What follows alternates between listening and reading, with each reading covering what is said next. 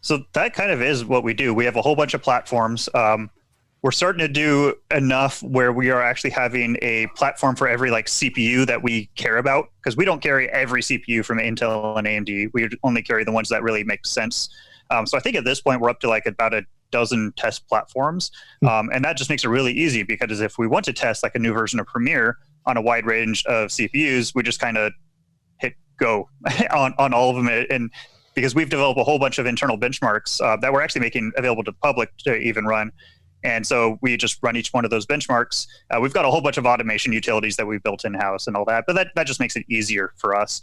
And then, if we need to do something like a video card, the nice thing with us as a hardware manufacturer is we have inventory. So if we want to test like a new video card that's coming out from NVIDIA, we don't have to rely on NVIDIA to give us a card. But oftentimes, they will, but that's just one card. But we can do like once it's launched, or if we can get supply before launch, we just go down to our inventory, we grab a dozen cards, pop them all in, run our benchmarks, and it just lets us be really efficient. And that's something that's really unique to us, because we kind of have our foot in both doors, the hardware manufacturer side and the like testing and evaluation and like articles.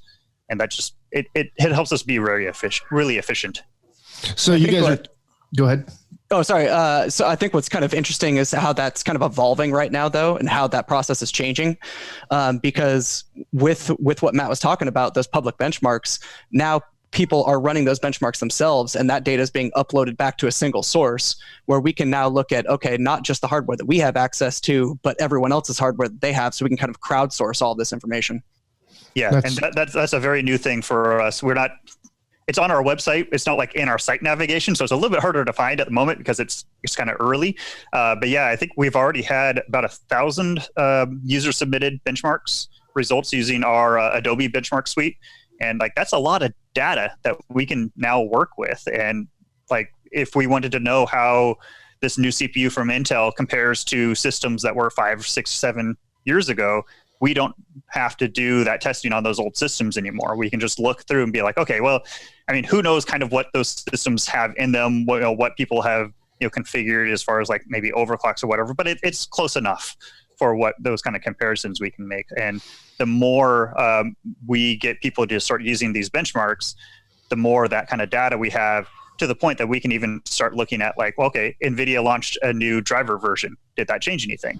And rather than just us looking at it ourselves in a very sterile environment, we can mass crowdsource that and see how things have changed. Now, you guys are testing for performance, but are you also testing for like dependability or longevity of parts, or I know that the manufacturers tend to be doing that, and it's going to go off of something that's an average of things. But what do you guys look at as the primary testing? Sure.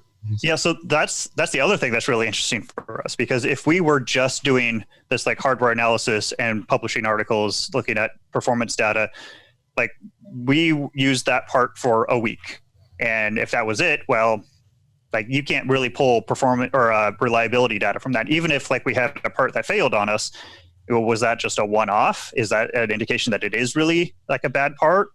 So it's really hard to know. And that's where the advantage of the fact that we are a hardware manufacturer, a workstation manufacturer, comes into play, because now we're not just relying on this one part that we got from NVIDIA or Intel. Now, if it's something we sell, we have thousands of proof points and that are in the field being used constantly. And then if a customer has a problem, 2 years down the line, 3 years, 4 years, we still log those issues. And so we can look at reliability data over a long period of time. I know, who is it? It's Backblaze, I think. They do like quarterly hard drive failure analysis because they have a huge amount of data. And we kind of do similar things to that, not quite as often as quarterly like they publish, but like every once in a while we'll put out a post saying like, one of the recent ones was Samsung SSDs. Like they are like absurdly reliable, like to the point where we've sold thousands and thousands of them, and we've had like one or two fail for some reason.